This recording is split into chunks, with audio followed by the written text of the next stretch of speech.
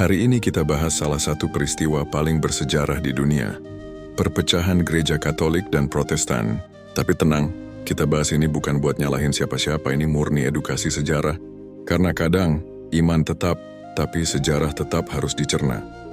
Kita mundur ke Eropa abad ke-16. Saat itu gereja Katolik jadi lembaga paling berpengaruh. Bukan cuma soal agama, tapi juga politik, ekonomi, dan budaya. Raja-raja tunduk pada paus pajak gereja. Ada surga, bisa dipercepat lewat jual beli indulgensi. Nah, disinilah mulai muncul keresahan.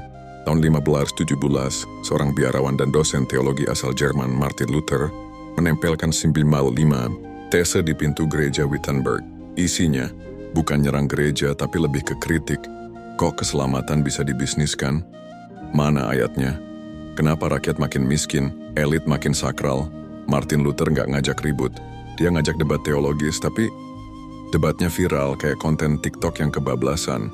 Akhirnya Luther dianggap membangkang. Karena nggak sepakat sama ajaran tertentu dan ditolak balik oleh otoritas gereja, para pengikut Luther bikin gerakan baru, Protestan, dari kata protes. Gerakan ini bukan satu aliran aja, tapi berkembang jadi banyak cabang.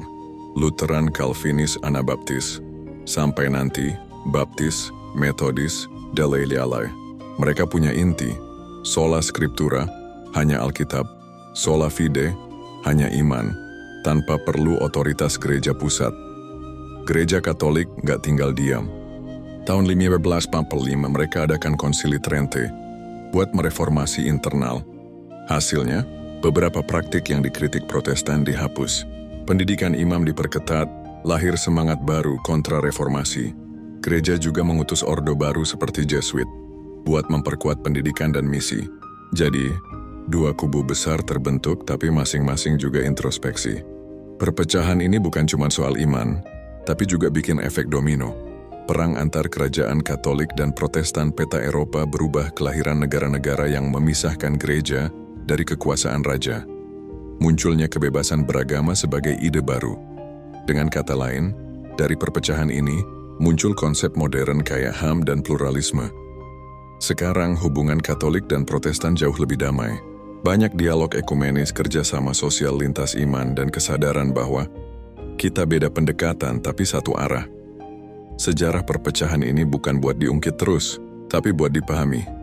Karena kalau kita ngerti akar masalah, kita nggak gampang ribut di permukaan. Agama bukan masalah.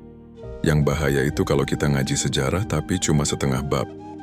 Kalau lu suka belajar sejarah tanpa nyalah-nyalahin, subscribe channel ini. Karena skeptis boleh, putus sejarah bahaya.